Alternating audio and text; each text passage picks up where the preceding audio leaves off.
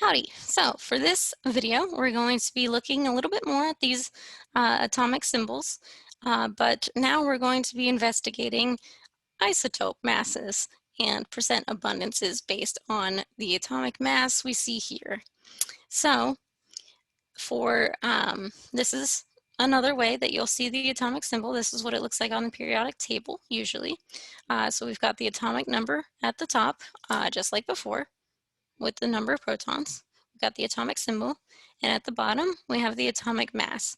But now we're going to talk in more detail about that atomic mass. The atomic mass is the weighted average of all the isotopes. So it takes into consideration the masses of the different isotopes and their percent abundance to get this average number that we put on the periodic table. So if you look at carbon, for example, on the periodic table, you'll see that carbon has an atomic mass of 12.01, but we originally based the atomic mass unit on how much carbon weighed. So why isn't it exactly 12? Because we then later discovered different isotopes of carbon. That's why. So, like I said, the weighted average of all the isotopes. So we're going to look at uranium again here, and I added in one of the other stable isotopes, or sorry, not really stable, one of the other isotopes of uranium here, uranium-234. So the percent abundance over here is the percentage of the atoms in a sample that are that isotope.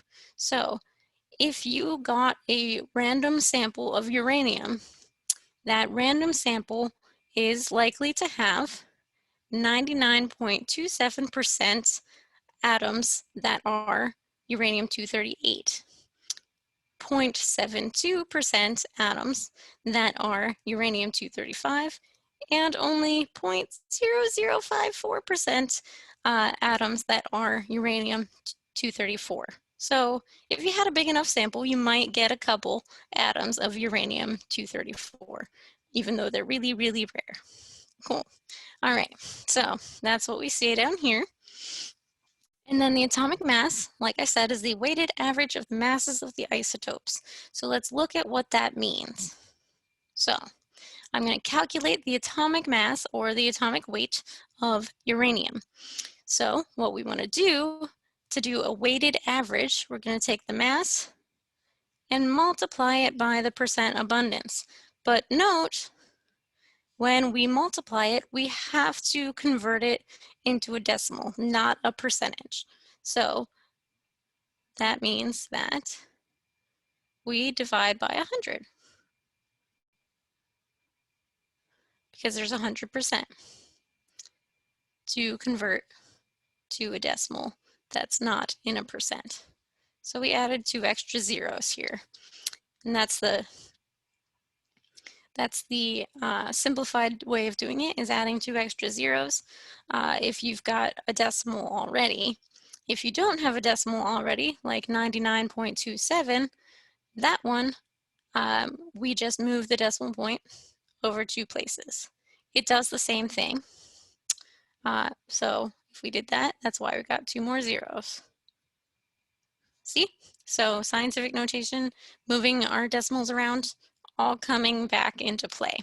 So we multiply each mass by its percent abundance and add them all together. And when we do that, we end up with 238.0198643 mass units, atomic mass units. And if we go back, we can see that the atomic mass is, or the atomic weight, is 238.03. So what that means is we didn't get 238.03, we got 238.02, but what that means is that we're probably missing some other isotopes of uranium. So if we included those other isotopes, it would probably add up to the 0.03, but very, very close. So you can tell that those other isotopes are very, very rare in abundance based on our percent error, I guess, of our calculation. So that's how you do a weighted average. That's how you calculate the atomic mass or the atomic weight of an element. Oops. All right, so here's the question. Naturally occurring chlorine occurs in two isotopes, chlorine 35, which is 34.969 atomic mass units, and chlorine 37, which is 36.966 atomic mass units of weight. So the atomic weight of chlorine is listed as 35.45. So we can do the opposite of what we just did. Now we have the atomic weight and we want to find the percent abundance. So let's look at that. All right, so our equation, we didn't really have an equation, but the idea was that we had the atomic mass. Let me go to a clear page here. We had the atomic mass, which was, in this case, we have 34.969, and we multiply it by its percent abundance. We don't know, so I'm going to make that an X, and then we added it to the other one, so 36.966. And this one I'll call Y for now, but I'll show you what we do with it so that we don't have two variables in our equation to solve for. And that was our weighted average. So it came out to 35.45, as it says in the question and as you would find on the periodic table. So now let's think about this. If these are the only two isotopes, the only two for chlorine, that means that they have to add up to 100%, right? So X plus Y equals 100%. If we solve for Y, we get 100 minus X. But remember that we want to convert this, we don't want it to be in percentages, we want it to be in decimals. So the same way to do that is to cross this out and say it adds up to 1. So 1 is our whole, it adds up to 1 whole percent. So I'm just going to cross that out. Y is equal to 1 minus X. So then if we write our equation, we've got 34.969X plus 36.966 1 minus X equals that guy. So now it's just algebra. You're going to distribute your 36.966 to the 1 and the negative 1x here, and then you'll solve. Let's see what we get. So we've got, I guess I'll write out all the steps. It's easier for me to figure it out if I write it down too. So 96.9x plus 36.966 minus 36.966 x equals 35.45. Okay, so now if we add, well, subtract 36.966 x from 34.969x, what do we get? So 34.969 minus 36.966.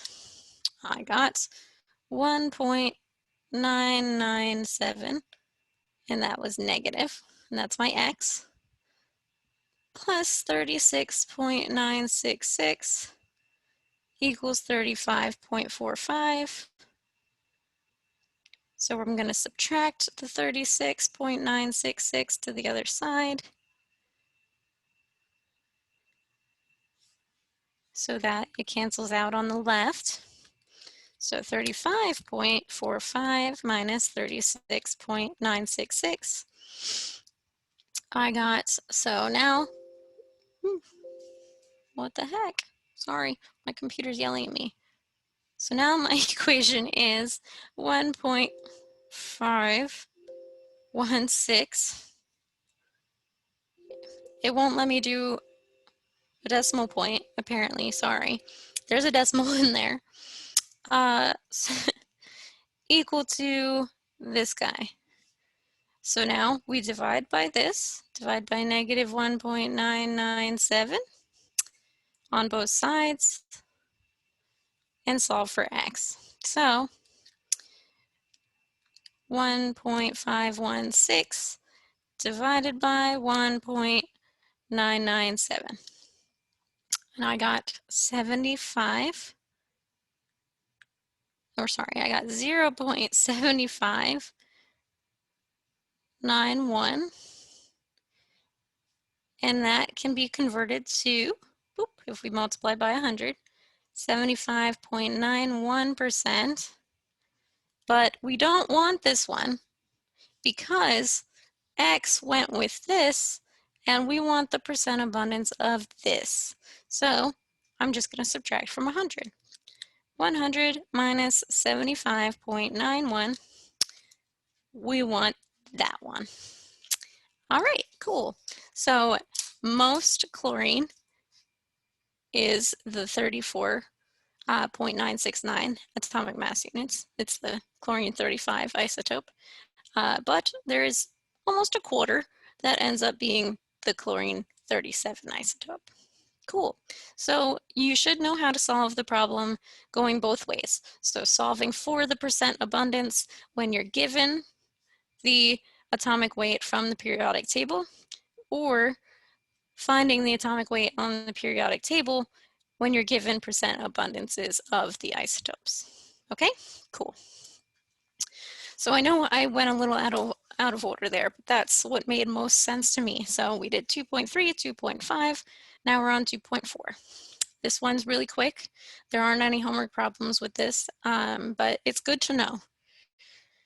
Not all isotopes are stable, so they break down on their own. So that's why we don't see some isotopes in nature. They don't really come into play, but we have to consider them in our atomic mass calculations.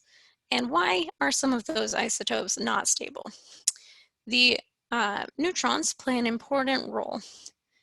Particularly, we care about this N over Z or N over P ratio.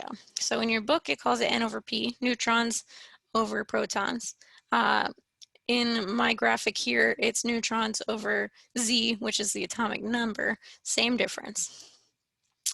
And the reason it depends on that ratio is because there's a balance of forces taking place in the, balance of forces taking place in the nucleus of the atom. There's a nuclear force that holds the protons and neutrons together in the nucleus and makes it a really dense nucleus, which we learned about when we talked about how we discovered the nucleus in the first place in chapter 2.2. But there are also electrostatic forces going on, which are governed by Coulomb's law. So I don't think I mentioned Coulomb's law, but it came up once before in your textbook. Coulomb's law basically just says that like charges, so a positive charge and a positive charge repel each other like a magnet if you have the two poles facing each other. And different or opposite charges, like positive and negative, attract. So that's like the phrase that you might have heard, opposites attract. That's where it comes from, is Coulomb's law. It comes from physics, really. So the electrostatics that are happening in the nucleus, if you remember, our nucleus is just neutrons and protons. So neutrons don't have any charge. Protons are a positive charge. So we just have a bunch of positive charges next to each other. And that's not very stable because those positive charges want to repel each other. So that's why we have a balance of forces. The more neutrons we have, then the more they can balance out those electrostatic repulsions that are happening in the nucleus and making it want to break apart. So this over here in this picture, you have a slightly different looking one in your text, but it's the same concept, is called the band of stability. Those are stable isotopes straight along this line, really. And everything else that would fall anywhere on this graph is an unstable isotope. So we can look at this graph and see that as n increases, the ratio of neutrons to protons also increases. So we get more, as z increases. So we get more protons, we get a larger sum of neutrons and protons. So that's why our line is getting further away from the n equals z line, or n over z equals 1 line. So this is where the number of neutrons and protons are the same on this line. But as we go up, as we get more and more protons, our band of stability gets further and further away from that line. One other thing to note, this is just an interesting fact, there are more stable isotopes with even numbers of neutrons and protons than odd numbers of neutrons and protons. So if you have both an even number of neutrons and an even number of protons, you're most likely to have a stable isotope. There are no stable nuclei over 83. So once we get to here, this is all red. So that means that all types of elements past atomic number 83 are unstable, including uranium, like we talked about before. So if I mentioned that any of those isotopes were stable, I apologize. Some are more stable than others, but none are stable. So there are no stable nuclei with atomic number greater than 83. And even though these two elements have atomic numbers less than 83, all of their isotopes are radioactive or unstable as well. Just a fun fact. All right, so let's break here and come back in another video if we can.